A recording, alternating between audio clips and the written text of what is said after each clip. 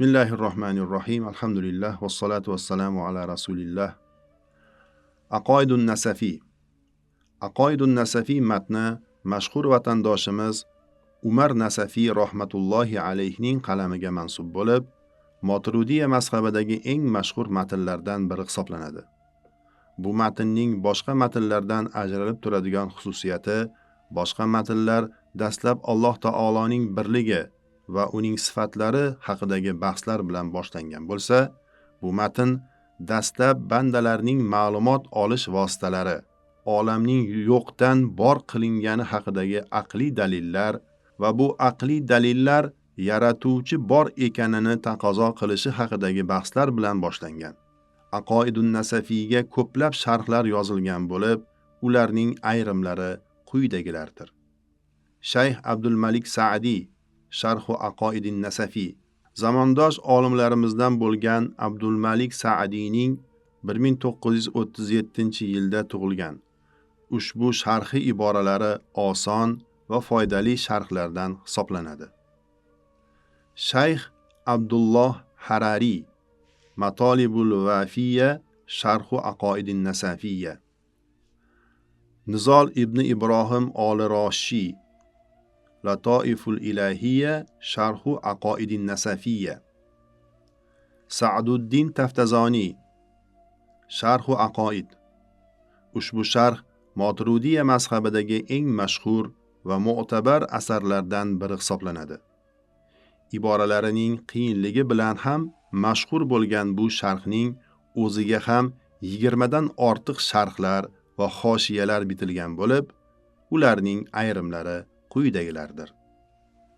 Alloma Abdul Aziz Farhori Nibroz ala Sharhi Aqoid. Sharhi Aqoid ma'nolarini yorituvchi mash'ala. Ushbu sharh Sharhul Aqoidning eng yaxshi sharhlaridan biri hisoblanadi. Ramazon ibn Muhammad Xoshiyatu Ramazon Afandi ala Sharhi Aqoid. Sharhi Aqoidga Ramazon Hazratining xoshiyasi. Ahmad ibn Muso Hayoli Xoshiyatu Hayoli ala Sharhi Aqoid. Sharhu Aqoidga Hayolining xoshiyasi. Ahmad ibn Muso Shamsiddin Hayoli Hijriy 829, milodiy 1426-yilda tug'ilgan. Bursadagi Sultoniya madrasasi mudarrisi bo'lgan Hazarbekdan ta'lim olgan. Shamsiddin Hayoli ilm va ibodatda bardavomligi bilan tanilgan.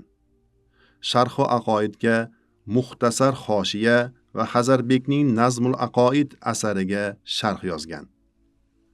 Bundan boshqa asari ham bor. Shamsiddin Hayoli Hijriy 861, milodiy 1457-yilda 32 yosh atrofida vafot etgan. Alloma Muhammad ibn Abdusharif Qudsi Faroid fi halli Sharhi Aqoid. Sharhi Aqoid ma'nolarini ochishdagi bebaho marvaridlar. Jaloliddin Suyuti va Mulla Ali Qori Sharhi Aqoid asarlarida keltirgan hadislarni tahrij qilganlar, ya'ni sanatlarini aniqlab chiqishgan. Alloma Muhammad ibn Abu Sharif Qudsi Hijriy 905, milodiy 1500-yilda vafot etgan. Abdurrahmon ibn Abu Bakr ibn Muhammad Suyuti kunyasi Abul Fazl bo'lgan. Hijriy 849, milodiy 1445-yilda Qohirada tug'ilgan. Imom Suyuti Ulumul Qur'on, Ulumul Hadis, Fiqh, Balog'at, Tarix, Tasavvuf, Fiqh lug'at va nahv ilmlariga taalluqli bo'lgan katta kichik hajmdagi umumiy 600 atrofida kitob yozgan. Eng mashhur asarlardan biri Jalolayn tafsiridir. Aslida bu tafsirni Jaloliddin Mahalliy boshlagan va Isro surasigacha tafsir qilganidan so'ng vafot etgan. Jaloliddin Suyuti ushbu tafsirni Kahf surasidan Fotiha surasigacha to'liq tugallagan. Shunga ko'ra bu tafsir Jalolayn, ikki Jaloliddinning tafsiri nomi bilan atalgan. Hijriy 911, milodiy 1506-yilda vafot etgan. Va sallallohu ta'ala ala xayri xalqihi Muhammad va ala alihi va ashabihi ajmain.